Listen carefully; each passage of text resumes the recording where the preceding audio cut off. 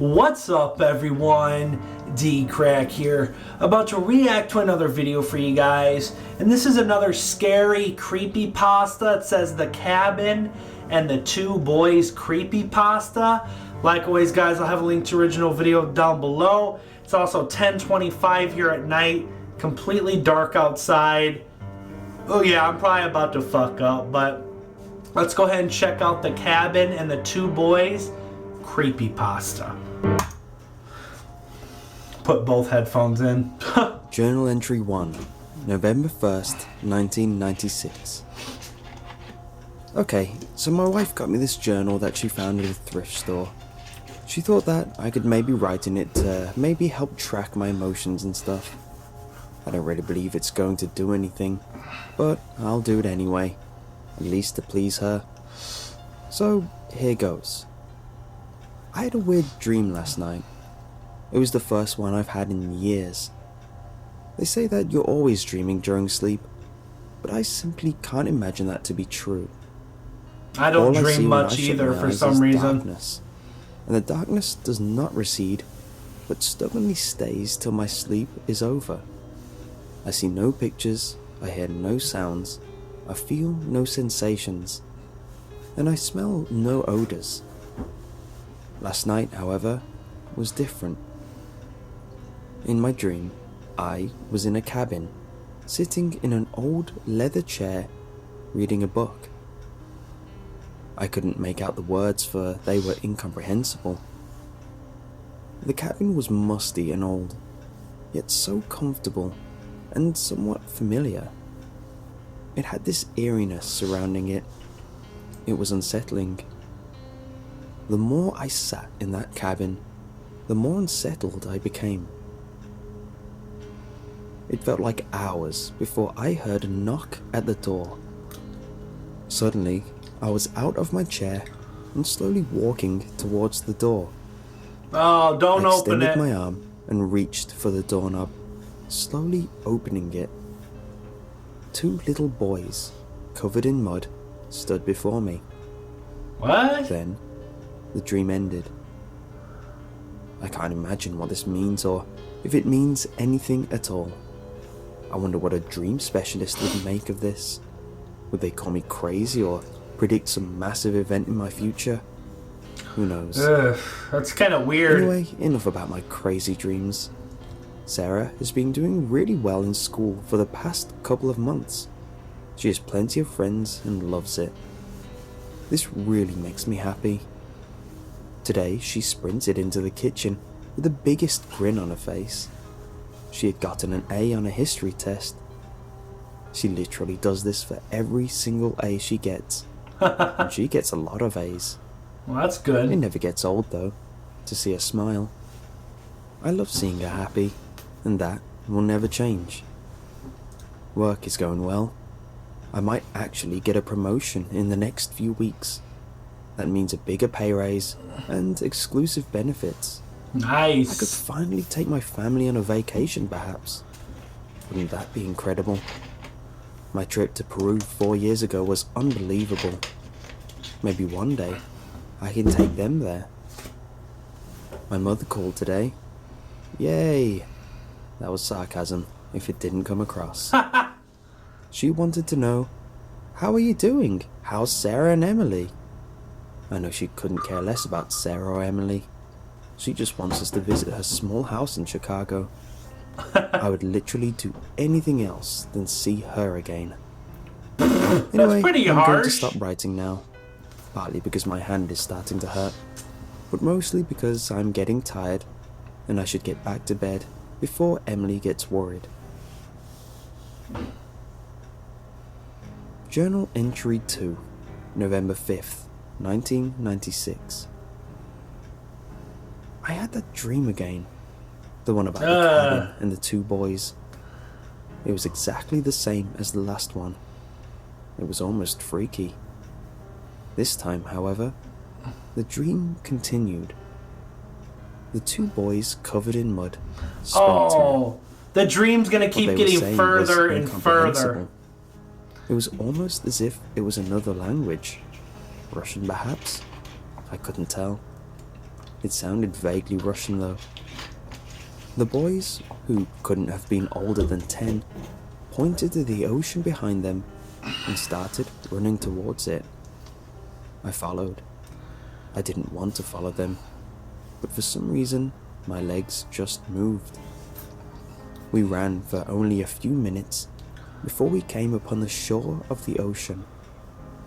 The two boys muttered something and then pointed to the ground. What lay there was disgusting. Oh. It was a man. Well, I think it was. All colour was gone from his face and body. He definitely had died by drowning. A wave of nausea suddenly came over me. Oh, And yeah. I felt like throwing up. I heaved over, puking all over myself. I suddenly awoke. There was vomit all over my bed. Fortunately, Emily was gone. I jolted out of the bed, tearing Oh, the sheets yeah. from the mattress and dragging them to the washer. It's a pretty realistic I began to dream cry. to vomit. Tears just ran down my face. It was unstoppable. I knew it was a dream, but it felt so real. So real. The rest of the day was pretty normal, although one strange thing did happen. Sarah came home, but she didn't have a smile or an A to present. There were visible tears running down her face.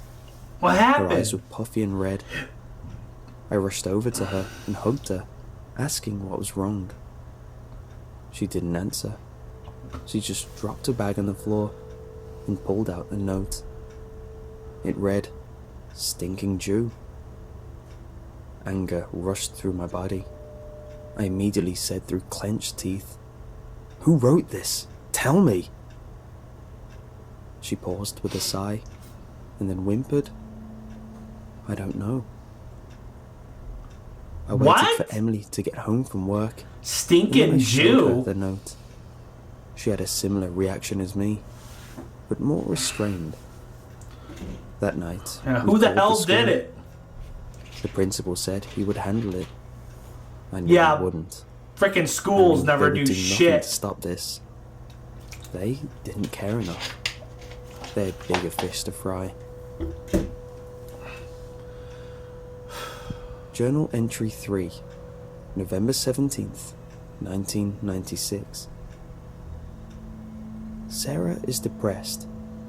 She has no friends anymore, and her grades have been plummeting. I never see a smile What the anymore. hell happened? She comes home every day weeping. I no longer know what to say to her. I just hug her and tell her everything is gonna be okay. I know she doesn't believe me. She's right. Everything isn't going to be okay. Journal entry 4, November 22nd, 1996. I had that goddamn dream again.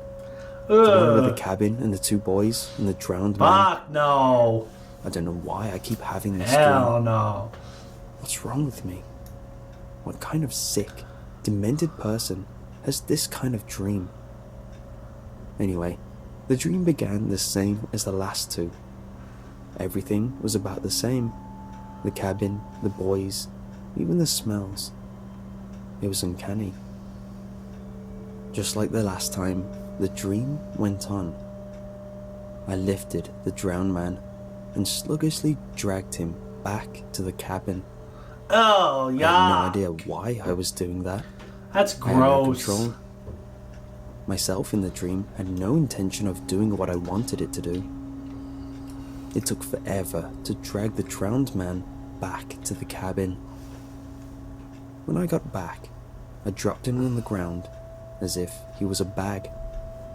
I hurried inside and took off all my clothes. I then slowly walked to the old musty bed in the center of the cabin and pulled myself under the covers.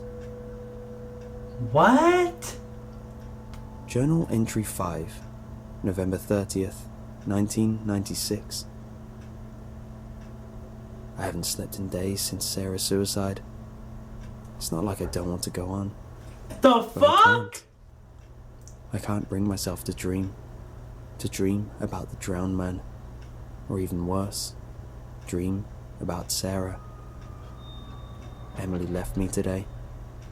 She didn't say why or anything. Oh, this is fucking She depressing. just packed a bag and rushed out the door. God. I cried as I listened to the starting of her car and the sound of her driving away. I am alone now. I am completely alone. Journal entry 6, December 10th, 1996. I had the dream again. Ah. I didn't want to have it, but I couldn't keep myself from dreaming. I think I finally understand it now. Why I've been having this dream all along. There was a purpose to it. There was a purpose to my suffering. The dream went along the same as before. The cabin, the 2 boys, and the drowned man. This time, however, as I was lying in the old musty bed, I heard a knock at the door. Oh, fuck. I wondered who it could have been. Was it the 2 dead boys? man? I didn't know. I slowly dragged myself out of the bed and walked, tired, to the door. I swung it open, and standing there in front of me was the drowned man. But it wasn't just the drowned man.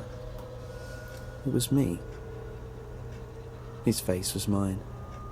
He What? looked exactly like me.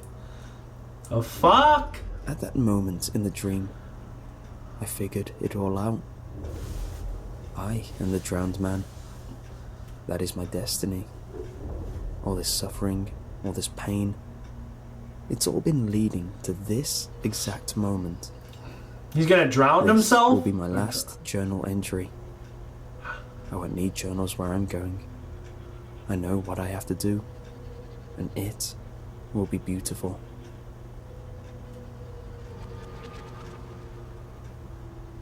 Journal entry 1, November 1st, 1998.